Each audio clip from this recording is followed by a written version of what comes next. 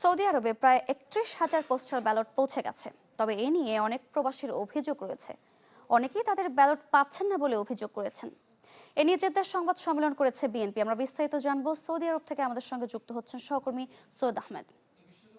সৈয়দ, আমরা বলছিলাম প্রবাসীদের অভিযোগের কথা। অভিযোগগুলো আসলে কি সুনির্দিষ্টভাবে, এবং আরেকটি বিষয় জানতে চাই যে বিএনপির সংবাদ সম্মেলন কি বলা হয়েছে সংবাদ সম্মেলনে? পাপরিকা আর মেক্সিকান মশলার মাইন্ড ব্লাস্টিং ফ্লেভারে ডিটোস পার্টি হবে জোস যদি থাকে ডিটোস।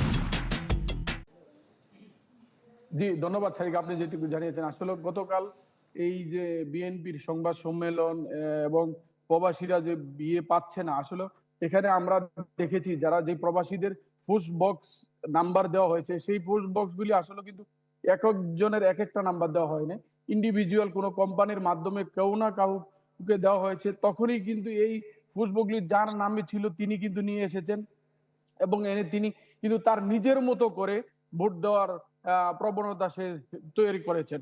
বিশেষ করে যেমন গতকাল বিএনপি যে সংবাদ সম্মেলনে যে অভিযোগটি করেছে, তায়েফের একটি শহরে একজন জামাতের ইসলামের নেতৃত্ব শীর্ষস্থানীয় নেতা তায়েফ শহরের উনি ওই বিএনপি কর্মীকে বলছে যে আপনি 22 তারিখের পরে আমার সাথে যোগাযোগ করবেন আপনার ব্যালট। কিন্তু পোস্ট অফিস বলছে যে এই পোস্ট অফিসে ব্যালটগুলি এসেছে, প্রত্যেকটি ব্যালট কিন্তু তারা কিন্তু চলে নিয়ে গেছে। এখন বিএনপির এই যে আশঙ্কাটি, এই আশঙ্কা ধরেই কিন্তু তারা কনসোলেটেও তারা অলরেডি অভিহিত করেছেন। পাশাপাশি তারা সাংবাদিকদের সাথে গতকাল বসেছেন এবং বসে তাদেরকে বিস্তর আলোচনা তারা করেছেন এবং তারা সরাসরি বলছেন যে জামাত একটি চক্র তৈরি হয়ে তারা কিন্তু এইভাবে ভোট তারা করার জন্য কিন্তু তারা উঠে পড়ে লেগেছে। এবং আপনি জানেন সৌদি আরবে কিন্তু প্রায় 2,40,000-এর কাছাকাছি ভোটার কিন্তু হয়েছে। এই ভোটাররা যদি ভোট দেয় প্রত্যেকটি আসনেই ধরেন আপনি একটা 800 ভোট সে পাবে। যদি 30 জন হয় তাহলে 24,000 ভোটার।